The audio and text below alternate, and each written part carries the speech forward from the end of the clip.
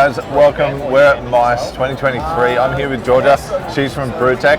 How are you? Yeah, good. How are you? Good. You enjoying the expo? Loving it. So much coffee, great things to see. Brewtech is a business that we work with. You help support our coffee machines. You want to give us a bit of a rundown on Brewtech, what you do? Pretty much we're one of the biggest service companies in Australia. We do all things Lamazocco, Akawa, Marconing. So anything serviceable, we can help you with pretty much. Yeah. It's definitely helped us out with customers. Been very great to know you. Great relationship with Lamazocco as well. So very cool. I wanted to pick your brain about particularly something helpful for cafes. Yeah. Obviously, cafes don't really get to see this side of things. They're more so just daily work on the machines. First question is, I guess, keeping a machine clean. Keeping a machine clean. What's your recommended minimum requirement for keeping a machine clean in any cafe? So just in general cafe sense, I think every time you have like a busy period and you have a short break after, you can just back flush it with no chemical, just to kind of clean out anything that's in the head. Give all your baskets and your portafilters a little clean, because they get a bit yuck.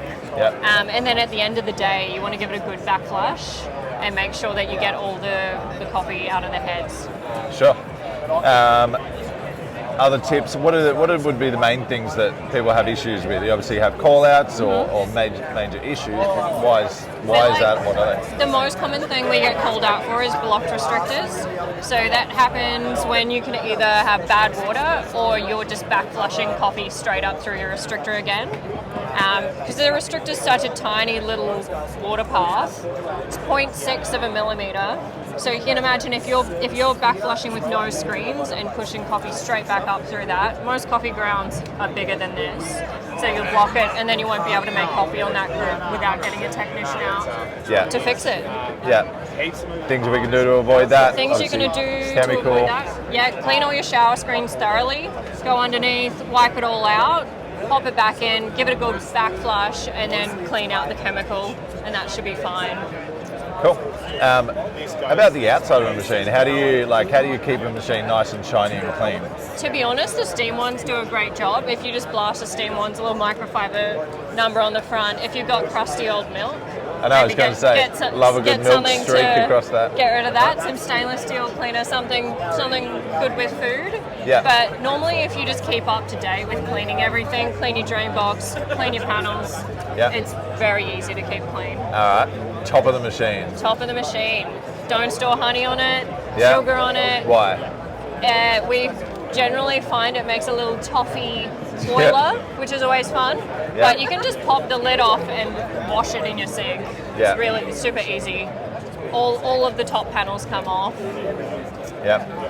Any other advice to a cafe owner that's looking at, I guess, investing in equipment, wanting to maintain it?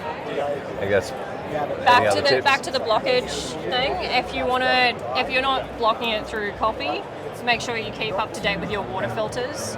Because that's probably a good way to not have to call out a tech company if you're up to date with your maintenance. Definitely. Are all water filters the same? No.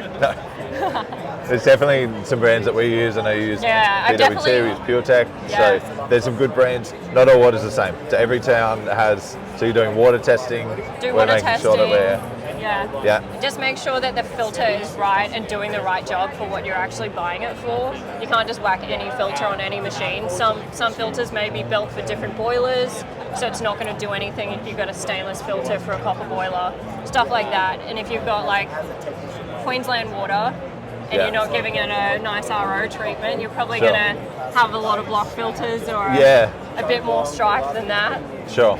Yeah, we know that on the coast there's definitely some nasty water. We've got to have pre-filters and sediment filters and stuff just to protect even just the blocked heads, one thing, just the lifetime of the machine is another thing.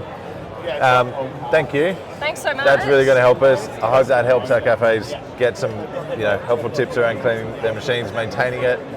Enjoy the rest of the expo, and thank you for your support and doing the video with us. If you have any questions, put them in the comments below, like the video, subscribe to the channel, and we'll see you next time. Thank you. Bye.